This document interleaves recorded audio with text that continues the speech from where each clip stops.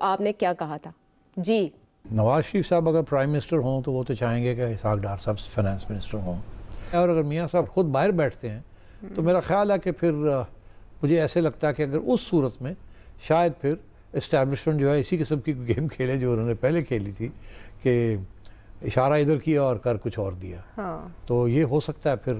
کہ اشارہ یہی ہو کہ اسحاق ڈار صاحب بن رہے ہیں اور کوئی بن اور کوئی جائے. میرا خیال ہے کہ